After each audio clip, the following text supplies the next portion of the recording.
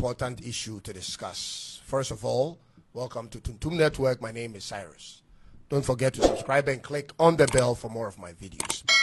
This is a tough one that I have to do, knowing the number of Nigerian friends I have and how this may affect our relationship moving forward, ladies and gentlemen. But the fact of the matter is this: the more we don't speak truth to one another in the face, the more it becomes everyone else's problem. Ladies and gentlemen, Nigeria is our neighbor and friend.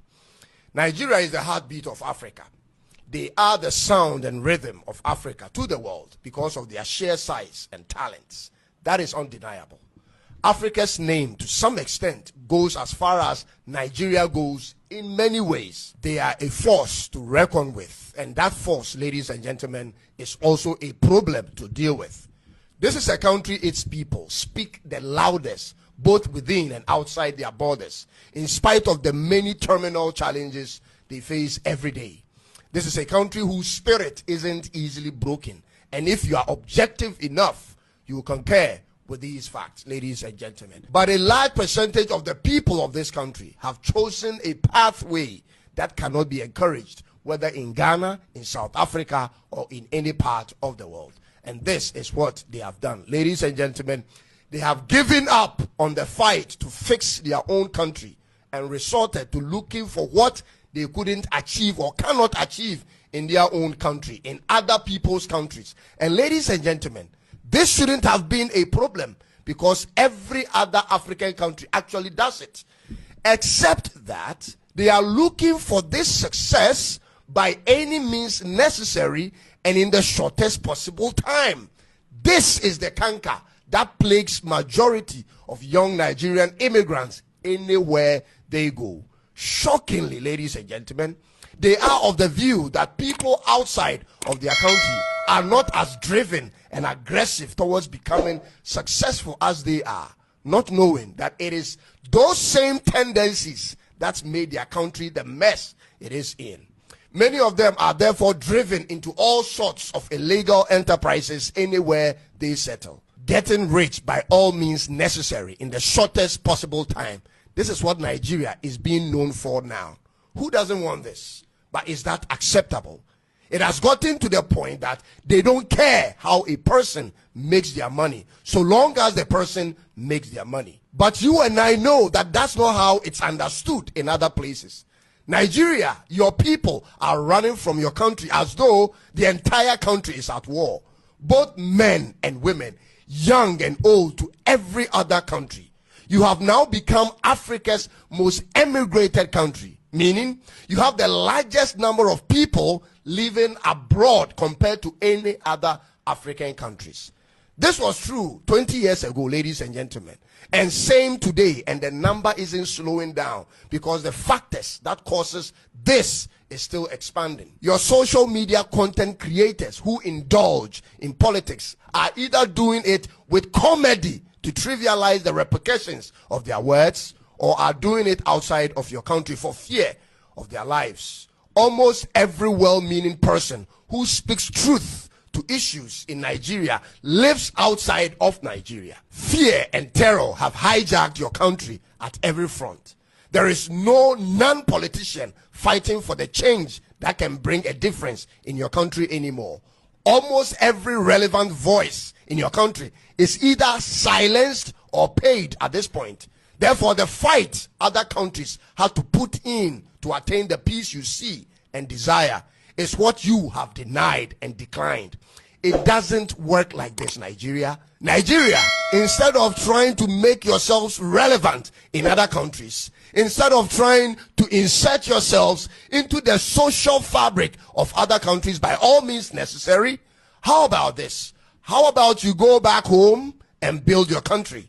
You have a country that could use a lot of the smart people. How be it, ladies and gentlemen, that the ones who claim to be smart are leaving or have left the country, ladies and gentlemen. Who have they left behind? How will you build your country like this? You have abandoned your country to politicians and cabals whose interest is similar, actually, to yours. And here is my explanation to that. Similar to yours in the sense that these politicians and cabals have conquered the country and now enjoy the monopoly of their powers and will hold on to it by any means necessary as long as they can. And that same spirit, ladies and gentlemen, is what most young Nigerians carry around to other countries. Are you any different, if I may ask? You want to dominate and entrench your dominion by all means necessary in the country you've moved to for as long as you can, just like your politicians and your cabals. Ladies and gentlemen, this is the chaos in your country, and the same chaos is being exported to other African countries and to most parts of the world. You have for years elected leaders with similar mindset that has been proven over time to not work, and you don't seem to change. You have allowed for a system that manipulates and rigs election in favor of people who are clueless about nation building to lead. You have a 73-year-old president who's definitely older than 73, complaining about Nigeria not producing anything to the media. The people are complaining to the government, and the president is complaining to the media. Ladies and gentlemen, can't you see the mismatch in those who lead your country and how that has been the crux of your challenges? Does the president of Nigeria know that it is his responsibility to handle this situation or not, ladies and gentlemen? Old man ruling the most dominant country in Africa, forcing every one of you to run to other places, seeking for change and recognition which you can't even find in your own home country. What other change is there for you apart from the changing of the leadership of your country for once in your lives, Nigeria? Now all of Africa will have to endure and suffer the onslaught of challenges many of your people migrate with. This cannot continue. And now an Igbo man running around in Ghana claims to be king. King of what exactly? If he is the king of Igbos as he claims, then it's more meaningful when he rules from an Igbo land, don't you think? Listen, I like the audacity with which he speaks and carries himself around, but I would love to see that same energy and audacity carried out in Nigeria instead. Could he have had such a voice in any village in Nigeria? He can only do this here because we, the Ghanaian people, have opened our doors to all. But this must stop. Mr. President of Ghana, be guided on how you go about this situation, because the youth of Ghana who made you president are talking on every platform on social media. Our voices are united against anything or anyone that would want to undermine our constitution. Mr. President, stop giving unnecessary validation to this man and his likes. The more he runs around associating and snapping pictures with you, the more he goes around parroting the idea of being someone of significance in our country, which he is actually not. You have a country to run, Mr. President. You must be busy. Your ministers of state and the members of parliament and all don't have to compromise on any level for this man.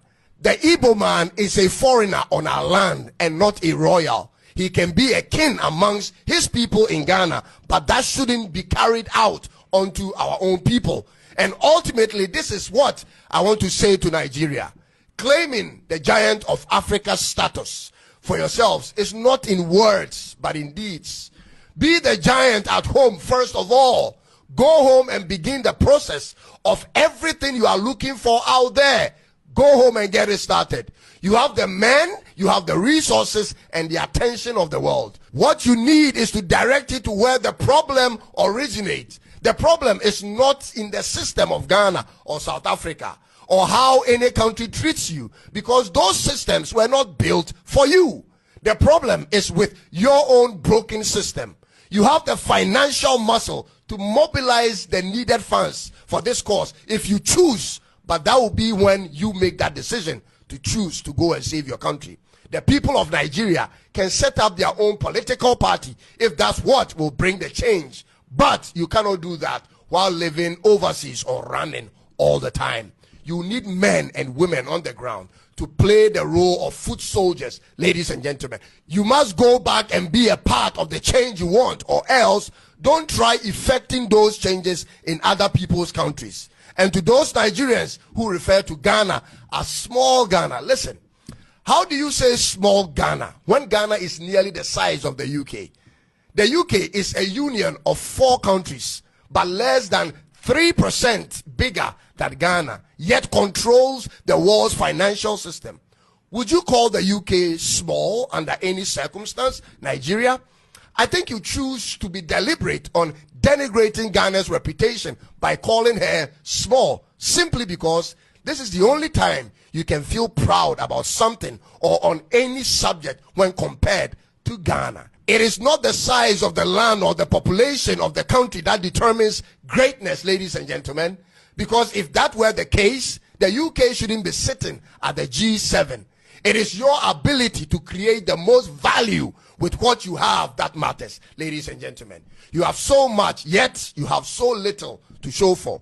Let this video rather trigger the anger that is in you, to fuel you to begin on the course for the change that's eluded your country all these years. Go back home and effect that change that you yearn for, or learn to live under the laws of the host countries in which you live. I hope I didn't offend you, but if I did, I had to, because you needed to hear this. And I'll be back with another one very soon. Ladies and gentlemen, thank you for taking time to watch this. And I hope you subscribe. And then click on the bell.